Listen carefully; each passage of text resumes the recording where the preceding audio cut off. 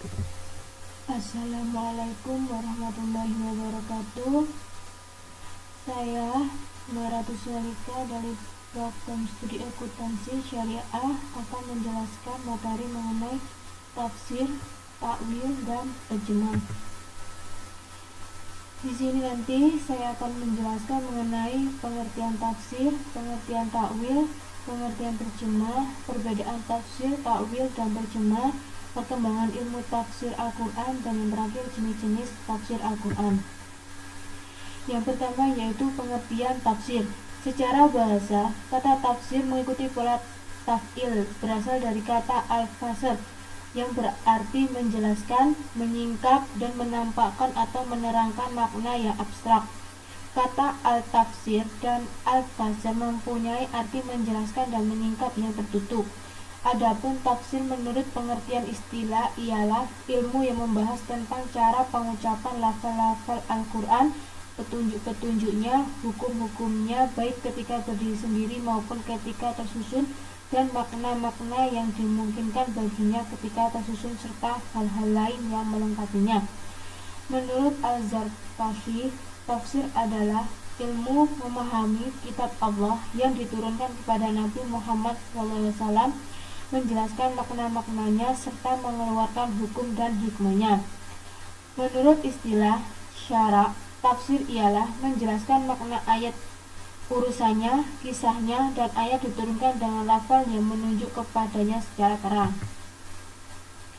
Contoh tafsir: Maqaratan antat bahu ya'murukum innallaha, artinya sesungguhnya Allah menyuruh kamu menyembelih seekor sapi betina. Quran Surat Al-Baqarah yang mempunyai makna zahir adalah sesungguhnya Allah menyuruh kamu menyembelih seekor sapi betina, tetapi dalam tafsir isyari diberi makna dengan sesungguhnya Allah menyuruh kamu menyembelih nafsu hewannya. Materi yang kedua ialah pengertian takwil. Derivasi kata takwil berasal dari awal yang berarti al-marjah, yang berarti tempat kembali. Takwil ada dua macam. Yang pertama, takwil kalam, dalam pengertian bahwa si pembicara mengembalikan perkataannya dengan merujuk pada asalnya. Pengertian kalam ini ialah mengembalikan kepada makna hakikinya yang merupakan esensi sebenarnya dari yang dimaksud si pembicara. Yang kedua, takwil al-kalam, dalam arti menafsirkan dan menjelaskan maknanya. Menurut Tamim Usama, dengan mengutip dari pendapat Al-Suyuti, mengatakan bahwa takwil berarti interpretasi atau memalingkan makna, reklamasi, yaitu seorang mufasir memalingkan makna ayat Al-Quran dari kemungkinan makna lain. Contoh dari takwil adalah inna rabbaka labil mirsyaudi, artinya sesungguhnya Rabbmu benar-benar mengawasi. Tafsirnya bahwasanya Allah senantiasa dalam mengintai memperhatikan keadaan hambanya. Takwil menakutkan manusia dari berlalai-lalai, dari lengah mempersiapkan persiapan yang perlu. Materi yang ketiga yaitu pengertian terjemah. Terjemah atau dalam tradisi pengucapan Indonesia menjadi terjemah. Dalam buku Manahil Al-Irfan karya Al-Zarhani dijelaskan bahwa menurut tinjauan bahasa, kata terjemah mengandung 4 pengertian. Yang pertama, menyampaikan pembicaraan kalam kepada orang yang belum mengetahuinya. Kedua, menafsirkan pembicaraan kalam dengan menggunakan bahasa aslinya. Ketiga, menafsirkan pembicaraan kalam dengan bahasa lain yang bukan bahasa aslinya. Keempat, pemindahan pembicaraan kalam dari suatu bahasa ke bahasa lain.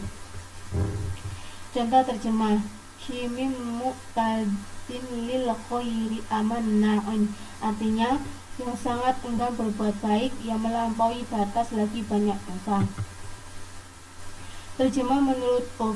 Yang dimaksud dengan Uf di sini ialah kebiasaan pembicaraan yang berlaku umum, bukan kebiasaan dari sekelompok atau kaum tertentu. Pengertian terjemah secara Uf dapat diartikan sebagai pengungkapan makna dari pembicaraan bahasa tertentu ke dalam bahasa lain dengan tetap menjaga keselarasan makna dan maksud yang dikandungnya. Ada 2 jenis terjemah Uf, yakni terjemah harfiah dan terjemah tafsiriyah. Terjemah harfiah ialah proses menerjemah yang tetap menjaga keaslian dari segi nazm dan susunannya secara konsisten. Adapun terjemah tafsiriyah ialah proses terjemahan yang tidak begitu terikat dengan nazm dan susunan aslinya, namun lebih menekankan pada sisi kesamaan pesan yang terkandung di dalamnya secara sempurna. Materi keempat yaitu perbedaan tafsir, takwil, dan terjemah. Antara terjemah tafsiriyah dan tafsir terdapat 4 perbedaan. Yang pertama, redaksi terjemah memiliki gaya tersendiri, yaitu dengan tetap menjaga keaslian posisinya. Adapun tafsir tidak demikian, sebab tafsir selalu berpedoman pada pertalian yang erat dengan asalnya, misalnya dengan mendatangkan contoh-contoh kosakata tunggal atau yang majmuk, kemudian menjelaskan dengan keterangan yang berkaitan dengannya seperti pertalian antar mubtada dan kabar. Kerja tafsir dari awal sampai akhir tidak mungkin prosesnya terpenggal-penggal dengan konteks lain. Yang kedua, terjemah tidak mentoleransi pembelokan bahasan, sementara tafsir dibolehkan bahkan merupakan keharusan menerangkan contoh lain sebagai penguatnya. Yang ketiga, terjemah dituntut konsisten dan setia kepada makna dan maksud dari kata asalnya. Hal ini sangat berbeda dengan tafsir yang menekankan pada penjelasan yang maksimal, baik penjelasan itu secara rinci maupun ijmali secara global. Yang keempat, terjemahan harus konsisten dengan makna dan maksud yang diterjemahkan, yaitu kesesuaian antara hasil penerjemahan dengan yang dimaksud oleh pengarangnya. Adapun tafsir tidak demikian. Sifat konsisten seorang mufasir tergantung pada kuat atau tidaknya suatu argumen. Para ulama membedakan antara tafsir dan takwil. Menurut mereka, tafsir lebih mengarah pada pengertian yang bersifat lahir ayat, jadi tafsir terfokus pada makna teks lahirnya, sedangkan takwil mengacu pada pengambilan makna yang lebih mendalam, makna yang tersembunyi dari ayat-ayat Al-Quran. Perbedaan tafsir dan takwil dengan terjemah ialah bahwa terjemahan cenderung pada proses ahli bahasa dari bahasa Al-Quran ke dalam bahasa asing, baik secara literal, tafsiriyah maupun maknawiyah. Materi keempat yaitu perkembangan ilmu tafsir Al-Quran. Dalam perkembangan periode tafsir, Dr. Muhammad Hussein Al-Dhahabi membagi perkembangan tersebut berdasarkan periode zaman. Beliau membagi kepada 3 periode, yaitu periode pertama, zaman Rasulullah SAW dan sahabat. Rasulullah SAW menyampaikan, menerangkan, dan menjelaskan isi Al-Quran. Jika ada di antara para sahabat yang berselisih atau tidak mengerti mengenai kandungan Al-Quran, mereka merujuk langsung kepada Rasulullah SAW mengenai makna sebuah ayat Al-Quran sekaligus penjelasannya.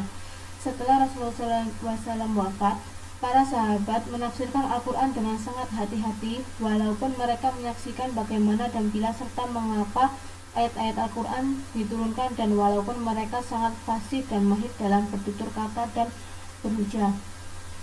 Para sahabat menafsirkan Al-Quran dengan berpegang kepada tafsiran yang disampaikan oleh Rasulullah SAW kepada mereka. Salah satu kelebihan mereka adalah mereka yang menyaksikan langsung bagaimana, bila, dan di mana ayat-ayat Al-Quran turun kepada Rasulullah SAW, sehingga mereka sangat paham apa makna, kandungan, dan tujuan sebuah ayat diturunkan ketika menafsirkan ayat-ayat Al-Quran. Para sahabat pertama-tama menelitinya dalam Al-Quran sendiri, karena ayat-ayat Al-Quran satu sama lain saling menafsirkan. Setelah itu, mereka merujuk kepada penafsiran Rasulullah SAW sesuai dengan fungsi beliau sebagai penjelas terhadap ayat-ayat Al-Quran. Sekiranya penjelasan tentang ayat tertentu tidak ditemukan di dalam Al-Quran dan hadis, maka para sahabat berijtihad. Ringkasnya, pada zaman sahabat, ucapan, perbuatan, tindakan, dan keputusan Rasulullah SAW dijadikan sandaran untuk menafsirkan Al-Quran. Periode yang kedua, masa tabi'in. Setelah generasi sahabat, para tabi'in menafsirkan Al-Quran dengan Al-Quran, hadis Nabi, dan pendapat para sahabat. Selain itu, baru mereka mengembangkan penafsiran sendiri berdasarkan ijtihad. Pada masa tabi'in, tafsir belum merupakan sebuah disiplin ilmu yang berdiri sendiri. Tafsir masih merupakan bagian dari hadis. Ini menunjukkan dengan jelas bahwa tafsir tidaklah sewenang-wenang, namun selalu terkait dengan apa yang telah dilakukan oleh Rasulullah SAW dan para sahabat. Karakteristik yang paling penting pada tafsir era ini adalah bahwa tafsir pada periode ini mulai mengalami hal-hal berikut.